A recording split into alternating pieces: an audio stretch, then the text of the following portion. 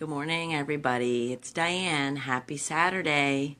I'm a little bit later than normal this morning. I'm very happy that I got to sleep in. I woke up at like 2 yesterday morning, so I was very, very tired. I think I was asleep by 8:30 last night. Yay, on a Friday night. So good morning. Before I get into our lesson for the day, just my gratitude. So today I am grateful for my son. I haven't mentioned him yet in my gratitude acknowledgments, and I'm grateful for him. Everyone could probably realize why, but just a few things that I've written down this morning in my journal. So he's very considerate. He's 13, so he's as considerate as a 13-year-old can be. But he's very empathetic. He thinks about other people's feelings, and he takes things to heart pretty easily. He's intelligent. He's funny. He's very hardworking in school. He's a really good student, and it's probably because I push him really, really hard. I'm a teacher myself, if you don't know, so it's interesting that I have, that he has a mom that's a teacher in the school where he goes. So it's been an interesting few years, and we have one more year after this year in the same school. He's not an only child. I do have two stepchildren.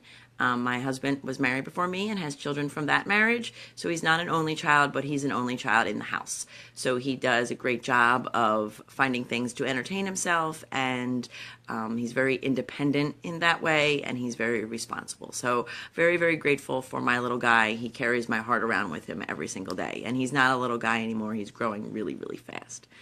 So grateful for my son today. So moving on to the last of the 6 practices guaranteed to save you from a life of unfulfilled potential. So just to remind you, if you haven't been watching, or if you have been watching, we've gone through the life savers, and savers is an acronym. So the first S was for silence, meditation, then for affirmation, the A, V for visualization, E for exercise. Yesterday we talked about R for reading, and today the very last S is for scribing or writing. The author did apologize. It really is about writing, but the W didn't fit in the acronym, so he said, scribing is the same as writing. And by the way, this is all from the Miracle Morning book by Hal Elrod. I've been reading it. I'm finished it, but I've been going back and providing little tips from the book along the way.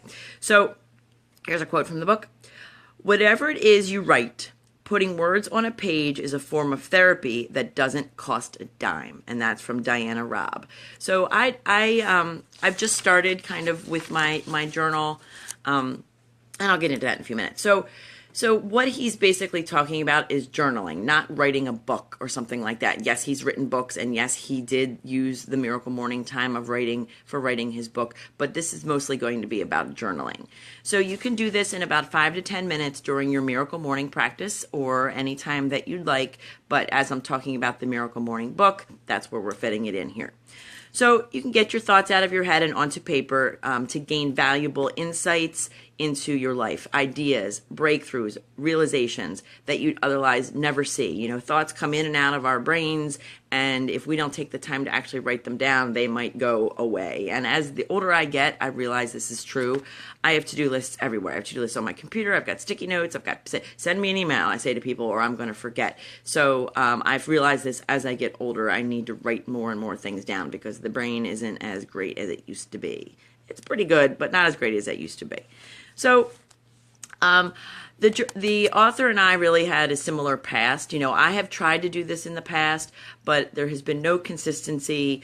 I've gone out and I've bought beautiful journals and, leather-bound journals, really cool quotes on the front, whatever, to motivate myself to journal, and it really never happened in any kind of consistent basis. I'm too tired, there's no time at the end of the day. That's kind of when I thought about doing it, would be at the end of the day, and usually I just fall asleep instead of picking up the journal and writing in it. So using the time during the Miracle Morning gives you a structured time to write every single day. And for the author, he said it's his favorite part. It's his favorite of the acronym during his Miracle Morning. So, because you can derive daily benefits of consciously directing thoughts into writing, but it's even more powerful when you revisit your journals afterwards, especially at the end of the year. So he goes on for pages about revisiting and what you can gain by rereading the journals that you wrote a year ago or 6 months ago or even last week. So I actually do have some childhood memories of this. I did keep diaries when I was little, here and there. I probably have about, I don't know, 5 or 6 of them that I would keep between, it was mostly middle school and high school. And I love going back to read them. First off, my handwriting with the little hearts over the I's and the A's that I would make. Just the handwriting itself is interesting to look at. But also, I like revisiting what 13-year-old Diane was like and 15-year-old Diane was like and what her day was like and things like that. So I totally understand what he's saying about revisiting. I don't have any current journals that I can go back and revisit to do some of the things that he said, but I hope to have that in the future. So the author said that he likes to revisit to relive the mindset that he was in, and he can gain new perspectives as to how much he's grown since that time. So he's recaptured the lessons learned because you may have forgotten over the course of the year. All right. So he called it Gratitude 2.0, his back to the future moment, was reliving gratitude expressed in the past and simultaneously feeling grateful in the present moment for how you've come, so how far you've come since that time. So it's like you're grateful twice. You were grateful back then, but then when you read it, you're going to be grateful again, and you're going to be reliving that gratitude or whatever it is that you've written in that journal. So he also said that it is, when you revisit journals, it's a time for accelerated growth. And that has its highest point value when you're looking at them in the past. So what he said he does is he takes a sheet of paper and he draws a line down the middle. It's like a T-chart. Those teachers of mine know what T-charts are. On the one side, he writes his lessons learned, and on the other side, he writes his new commitments. So as he's going through his journal from a year ago, he makes notes in these columns, and then he can recapture the valuable lessons that he knew back then, but that he really wants to work on now. So that has aided his personal growth and development more than anything else in life. And that is revisiting the journals and doing this T-chart and figuring out what are some more of the lessons that he recaptured that he can recapture. So just some benefits of journaling. You can gain clarity. So it forces us to think through our thoughts enough to understand them. And it can help you work through your problems. So just by putting things in writing, you have to really think of it a little bit more consciously. And I have been doing that. So for these videos, what I've been doing is going back through the chapters, because I'm finished the book now. I've been going back through the chapters, and I've been taking notes from the book to be able to prepare for these videos. And I've definitely am gaining some clarity, some things that I didn't see the first time through the book. You can capture your ideas. Again, ideas come and go in that brain of ours. And so by writing, you can capture them down and you can expand on them. And that prevents you from losing important ideas that you might want to save into the future. And as I've said, you can review your lessons learned from the past, and then you can acknowledge your progress. So as you reread, you can see where you were then and where you are now, and the progress that you have made since that point in time. Okay, so that is very empowering. It provides you, it's confidence inspiring, and it's a pretty much of an enjoyable experience. So for effective journaling, the author states that there are 3 major steps, and they're pretty straightforward steps. So the first step is to choose your journaling format. Do you want to do it digitally, or do you want to do it traditionally in a paper journal? I haven't really decided. I have been taking notes in a paper journal, mainly because I can't look online and record live videos at the same time. I guess I could have my computer here, but I type, I'm on the screen a lot for my job and for my Beachbody and all that kind of stuff.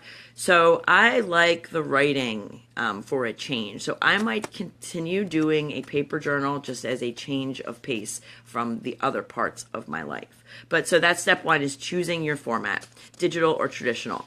There are many different kinds of notebooks, journals that you can buy, and there are many different types of online journals and apps and things like that.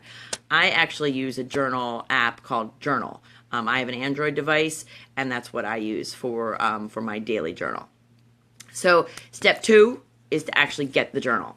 So, anything can work, but you're going to have it forever. So if you're going to buy a paper journal, yes, a spiral notebook can work. That's what I'm using. I have a spiral notebook, but since you might have it forever and you want to revisit it from time to time, invest maybe in a nice leather bound or a nice beautiful journal, because it can sit on your bookshelf and you can be happy to look at it. Okay. He said if you are getting a paper journal, it's best to have one with lines, and it's best to have one with dates and like dated pages. And the reason why is that when you flip through it, you can easily see if you missed a day, and that it motivates you to not miss a day, so to speak. And that he said that if he would flip back through and he'd see blank days, he would try and fill in those days so that he had a complete journal. I like that idea because this type of journal is just a regular notebook.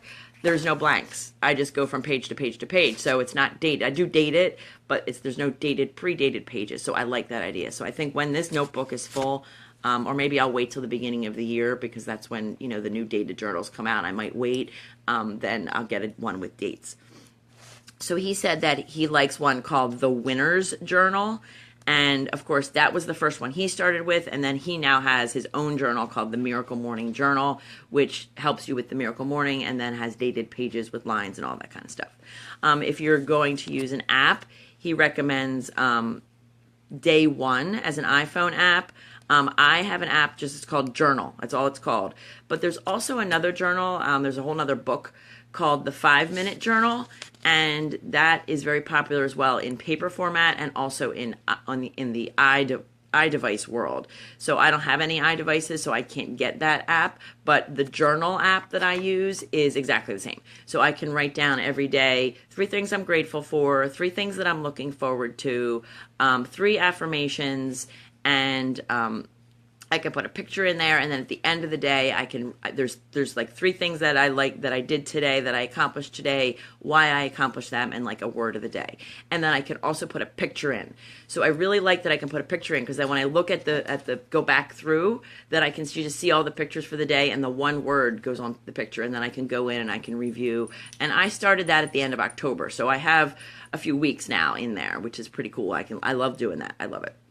So I don't know if I'll continue that, if I'll have a paper journal in addition. I might still do that and then have a paper journal in addition for different things, okay? All right, so then that goes up to step 3, this is a 3, is deciding what to write. So there's infinite aspects of life and countless types of journals. So you could do a gratitude journal, a dream journal, a food journal, a workout journal, any kind of journal, and you could write about goals, dreams, plans, family, commitments, lessons learned, pretty much anything can be your topics. So, and you can mix it up. Oh, you see Hunter in the background. He loves that. We have our couch there, and he loves the window because he can see out and see what's going on. So the author, this is what he writes about. He writes about gratitude, accomplishments, clarifying his areas of improvement, planning specific actions to take to commit to improve, and then sometimes he just does a synopsis of the day, and he mixes it up so that when he goes back through, it's not the same thing every day. So if I stick with that app, it kind of forces me into certain things, and that's why I'm thinking I might do a paper journal as well, to supplement what the app doesn't like streamline me into. Okay, so that's basically it about writing. I do encourage everybody to maybe start journaling a little bit and start thinking about these 6 lifesavers. So the silence, affirmation, visualizations, exercise, reading, and scribing or writing as a way to improve your life. And of course, the book is called The Miracle Morning, so he's doing it in the morning, but later on in the book, I read basically that you can do it any time of day. It doesn't need to be in the morning. So next steps for these videos is to kind of finish up the book, and to he goes into your 30-day challenge and some other things that we haven't touched on yet. So that's the next steps for these videos.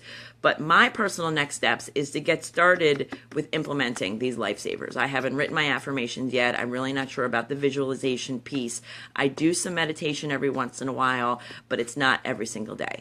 So I need to really start doing this to see. So I'm going to start my 30-day challenge soon. soon, so I can see if this really is beneficial for me and it really does narrow that gap and my unfulfilled potential. So this has been a really long video this morning. I thank you for watching and thank you for coming by, and I hope everyone has a wonderful Saturday. It looks like it's going to be a beautiful day, cold but beautiful day, and I hope to get a lot of work done today. So everyone have a great Saturday, and I'll see you tomorrow or later today. Bye.